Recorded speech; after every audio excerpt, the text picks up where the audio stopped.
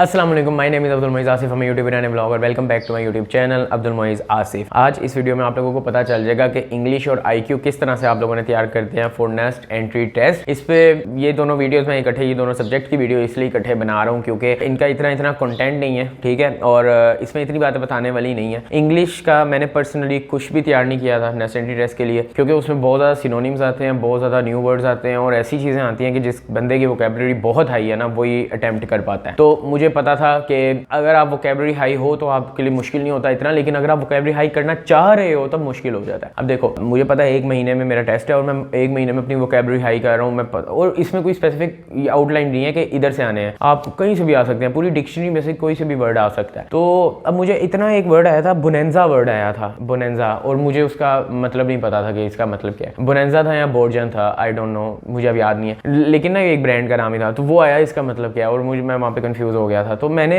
सच मुझे पहले एमसीक्यू के बाद पहले एनडीटी के बाद पता चला था कि भाई ये तो इंग्लिश का तो बड़ा मुश्किल है, क्योंकि इंग्लिश में मैंने बहुत ज़्यादा तैयारी पे टाइम दे दिया था और इवेंचुअली एमसीक्यू फिर नहीं हुए थे मुझसे। तो मैं आपसे ये नहीं कह रहा कि इंग्लिश को टाइम ना दो, लेकिन मैं कह रहा हूँ कि इतना टाइम ना देना कि बाकी सब्जेक्ट्स इसमें आप अच्छा स्कोर कर सकते हो वो आपसे मिस हो जाए। आप इसे इतना ही, मैंने एक दिन में बस इंग्लिश पढ़ी थी, आखिरी जो एनईटी दिया था ना। तो आप लोग भी ऐसा करना, कोई कुछ दिन रख लेना, या डेली का डेली कुछ, चलो थोड़ा थोड़ा 1 घंटा रख लिया डेली का, उसमें डेली का डेली कुछ ना कुछ वर्ड्स देख लिए, या कुछ आपने सिनोनिम्स देख लिए, कुछ आपने, हाँ, जो ग्रामर होती है वो जरूर करके जाना। ये नहीं मैं कह रहा वो भी ना करके जाओ, ग्रामर कर लेना, जो टेंसेस वगैरह होते हैं ये कर लेना, प्रोनाउंसिएशन, ये चीज़ें तो बेसिक होती हैं। सिनोनिम्स वगैरह या न्यू वर्ड्स या वोकैबुलरी, ये चीज़ बेशक ना करना, इतनी इसमें मेहनत ना करना, क्योंकि इवेंचुअली अगर आती होगी तो आ जाएगी, नहीं आती होगी तो फिर नहीं आएगी, ठीक है ना। सेकेंडली, आप लोगों ने आईक्यू का मैं आप लोगों को बता दूं, पहले इंग्लिश का खत्म करते हैं कि 20 एमसीक्यूज होते हैं इंग्लिश के, उसमें से आपने जितने स्कोर करने हैं वो आप कर सकते हो। बच्चों के 16-17 भी आते हैं जिनकी वोकैबुलरी हाई होती है, मेरे भी अच्छे आए थे, लेकिन मुझे फ़र्क इसलिए नहीं पड़ा था क्योंकि मेरे दूसरे सब्जेक्ट्स में मैंने बहुत ज़्यादा ले लिए थे। मतलब मैंने मैथ,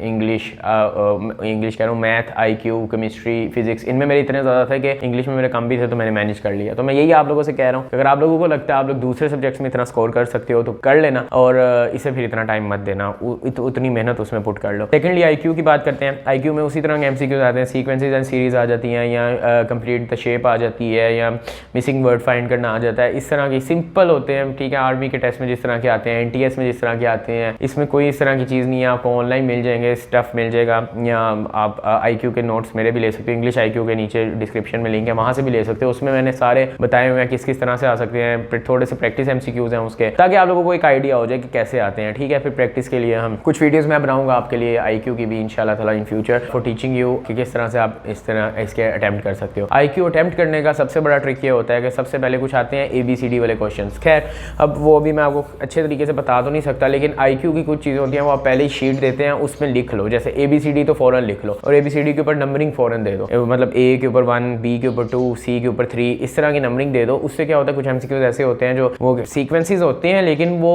आते हैं अल्फाबेटिकली सीक्वेंस, मतलब अगर A C E इसके अगला क्या होगा, तो आप लोगों को पता होना चाहिए कि अगला क्या होगा, ठीक है। इस तरह और चीज़ें कि मल्टीप्लाई बाय 2 के A वाला जो नंबर है उसे मल्टीप्लाई बाय 2 करो, जैसे 1 है तो उसे 2 आ जाएगा तो B सेलेक्ट कर लो, फिर B के बाद 4 आ जाएगा, E सेलेक्ट कर लो। तो इस तरह के कुछ आते हैं। ये एमसीक्यू खैर मैं इस तरह अच्छी तरह से आई नो एक्सप्लेन नहीं कर पा रहा, मैं आप लोगों को फिर कभी बताऊंगा, लेकिन ये एक थोड़ा सा तरीका है आईक्यू के। ये 4-5 टॉपिक होते हैं जो मैंने अभी आपको बताए हैं। यहाँ डिस्क्रिप्शन में लिंक मैं एक डाल देता हूँ, उसमें मैं आप लोगों को एक डाल देता हूँ, टॉपिक्स की लिस्ट डाल देता हूँ, वो आप लोग देख लेना। और बाकी ये इंग्लिश ग्रामर वगैरह, प्रोनाउंसिएशन और ये चीज़ें ज़रूर कर लेना, और जो सिनोनिम्स वगैरह वो बेशक, एंटोनिम्स वगैरह वो छोड़ देना, नई वोकैबुलरी याद करना, रूल्स याद कर लेना, वोकैबुलरी बेशक ना याद करना। अगर आप लोग को वीडियो अच्छी लगी लाइक कर देना, शेयर कर देना, सब्सक्राइब कर देना। मिलते हैं आपसे नेक्स्ट एपिसोड में, तब तक के लिए अल्लाह हाफिज़।